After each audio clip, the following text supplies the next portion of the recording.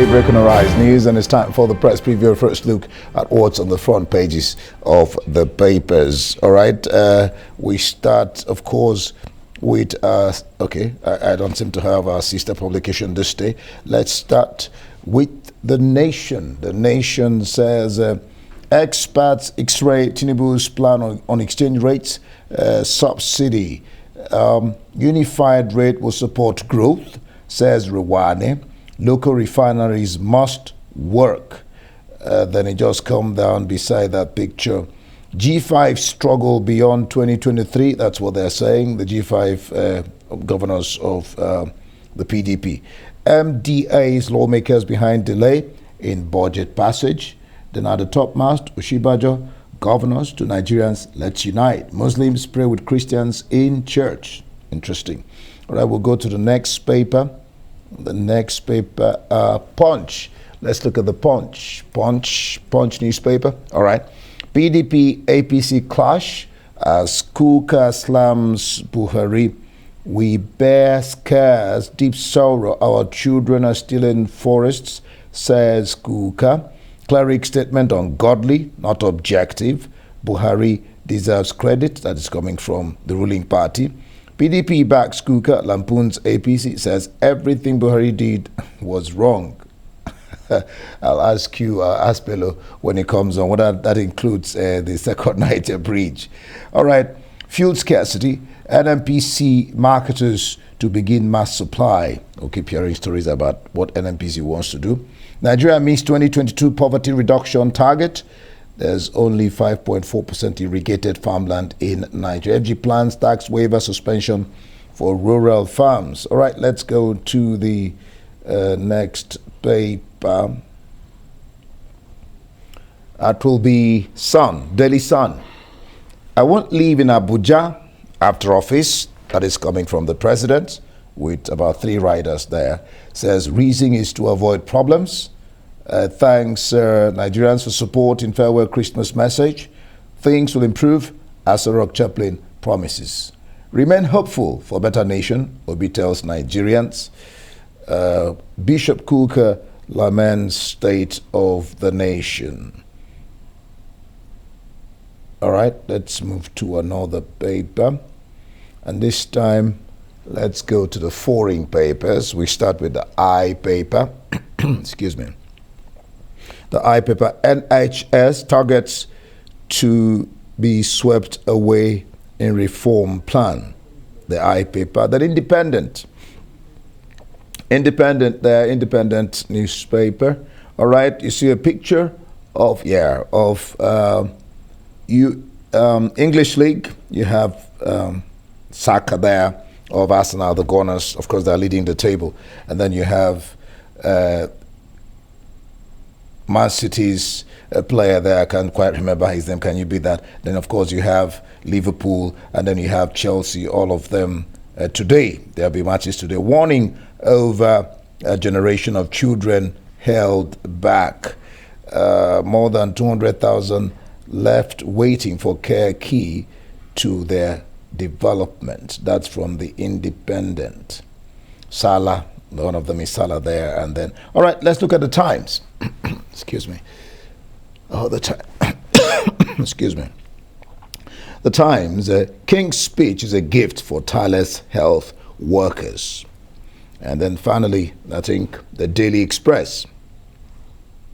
The Daily Express newspaper, King of Caring. King Charles uses his first Christmas message to address the great anxiety and hardship experienced by many trying to pay their bills and keep their families fed and warm. All right, we're bringing Emmanuel Bello now to look at the papers. Emmanuel, glad to have you join me this morning on the Daybreak. Merry Christmas. Yeah, today's Boxing Day. Merry Christmas to you. Yes, you. All right. Still in the season. We're still in the season, yes. All right, let's look at the Nation. Nation has its headline. It says, experts X-ray Tinubu's plan on exchange rates, subsidy, unified rate will support growth. This is coming from an economist, Rewane, and says local refineries must work. It's been that over the years. All right, and G5 struggle, they're saying it's beyond 2023. It's not just about politics. Yeah, well, yes, the nation is doubling down on its very clear-cut support for the presidential candidate of the APC. It's not a secret anymore that the Nation newspaper, practically has an editorial policy to keep the story around some of the positive things around the presidential candidate of the APC, and they do that by highlighting things like this. What Tinubu, his plans and what he has for the country. I think they do that to run away from all the other criticism around the issue of his health, his person, his personality, the sort of things that Nigerians sometimes worry about the person of Tinubu. But it's a good thing too that sometimes, to shift the focus to his message, the message of the candidate. And that's what they're trying to say. They're looking at the issue of his economic plans. Because it comes down to that, what we should do about subsidy, the oil economy. He's talking about more refineries.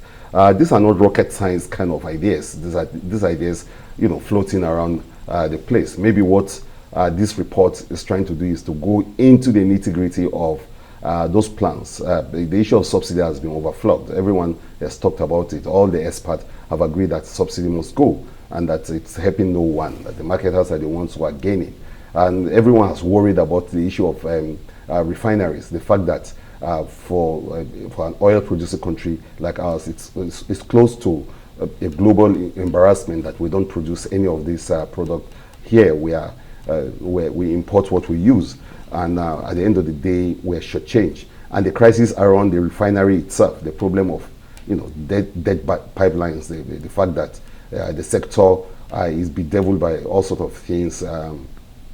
Oil tape, for instance, and this year India has been a study on that sector. This day, for instance, has with Emmanuel, this reporting has actually dwelled on that problem in a very, very big way, x-raying every aspect of it: the bunkering, the pipelines, the crisis, and even the hopes, for instance, for a better with Dangote refinery coming on board soon. The hope that is generating, and that it's going to be next year will be better. The prospect for oil will be better this year. So those are some of the issues, and of course, every campaign will have to be taxed on what to do with the oil sector to make it more, how it's going to really affect our lives and better. Because for now, it's not as if the economy is really, really gaining too much from that sector. Rather, the oil sector is really suffering, and the problems are there. So listening to what Tinubu has to say about those things, x-raying them, like the stories say, expert dwelling on it and agreeing with him. It's good reporting, but they say the devil is in the details. So it's good to also fact check further to do not just the hard talk about it, but how you're going to do it. This government too was not going to implement those subsidies, but we're still down with it because the political will to do it is not in there. A lot of people will see this kind of talk, this tough talk from Tinubu and his campaign, and then they will say, well, your party has not been able to do any of that yet. Well, it's over the years. PDP, let's now talk Punch, what he has on his front headline. PDP, APC clash as Kukah slams Buhari. Kukah, in his usual manner, is criticizing Buhari. And APC, of course, says the cleric statement is ungodly, not objective, and Buhari deserves credit. And of course, PDP backs Kukah, lampoons APC, says everything Buhari did was wrong. Everything Buhari did was wrong. All right. Fuel scarcity, NMPC marketers to begin mass supply. Those two stories. We keep hearing. Yeah, we keep hearing NMPC. That. You see, I mean, I don't know. The problem must be somewhere deeper than maybe what we're hearing. The NMPC keeps making those. Yet the situation hasn't changed so much for anyone. But the list story of Punch is interesting. It's Father Kukah again, and it's Christmas. In his Christmas speech, he took a swipe. Once again, it's not the first time he's criticized the president. But this time it's a bit more punchy. He said things like, look, to Mr. President, say you are looking very healthy, you look well. It is obvious that this country has been good to you, but look at us, the rest of us, look at the country. The country is not healthy. And, you know, in the past, people have actually said this about the president, almost personalized it, that he's done very well for himself. They even tried to bring his picture before he was president. And, you know, this last 7 years, how he's gone for very good medical care, how he's taking good care of himself and his family too. Some say, well, yeah, good for you. You've done very well for yourself. This presidency has really helped you. But what about the rest of us? The really critical sector, the people, those who voted for you. He said they've not been saved, they've not been secured, and of course, they've not been healthy. You are looking good. He celebrated his birthday the other day, looking rather really, you know, there's a spring in his walk, like like Kukah puts it. And you can see that this president has really done well for himself and his family. What Kukah is now saying is that, what about the rest of the country? What have you done for the lives of people? And Indy, you were chuckling when you said the PDP backed him and said that everything he did was wrong. And I know before the show you were saying that, what about the second Niger bridge? And some of the things, in fairness to this president, if you are fact-checking him, there were things that he did right. You know, he couldn't have done everything wrong. But when you, I think the problem is when Nigerians are not so, because there's even this attempt by the presidency and even those handling the president to churn out those beautiful things that, say, for instance, the rice revolution that we talked about. A lot of people were shocked that during these Christmases they couldn't even find rice. So that rice revolution did not really translate into anything cogent. So it is when you look at some of the things that these presidents have done, and of course what Nigerians are going through, that you begin to wonder whether you know, you can actually give him some pass mark, especially in the area of security. I think this is one area that Nigerians, and even Kukah in this story, lamented so heavily that, you know, we still have school kids in the forest. So that makes light of anything. That's actually, everything pales in significance compared to when you compare them, benchmark them against the backdrop of all the other things that happen, especially that this has been a very tough year for Nigerians, especially when we see insecurity at an industrial scale. It's a very serious scale. So Nigerians are not really, you know, excited anymore, and there's bitterness and there's anger and there's frustration and despondency. Sometimes people even actually wondering whether there's any kind of leadership out there. So it is in the midst of all of that that Kukah is making his point and saying, look, you've not done very well for the country.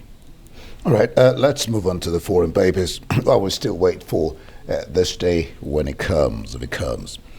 NHS targets to be swept away in a reform plan that's been ongoing in the UK, this NHS matter and their strike. Emmanuel. Yes, such a serious issue, and a lot of people questioning even the policies of Sunak, what is done. Some people will say, well, Sunak came in a wild wind, you know, he just took over from Liz Truss, and he inherited all these problems of these strikes. And the strikes have been going on, sometimes even backed by, you know, the huge bodies like the parties and all of that. But it's a very tough period for, you know, an average UK citizen, especially for things that you took for granted, the Medicare, the fact that the ambulances could be working. But now the nurses are on strike. And I think that's why everyone was hailing, in all the other papers, hailing King Charles for actually, you know, siding with the strikers and saying, look, I understand your problem and I understand your crisis.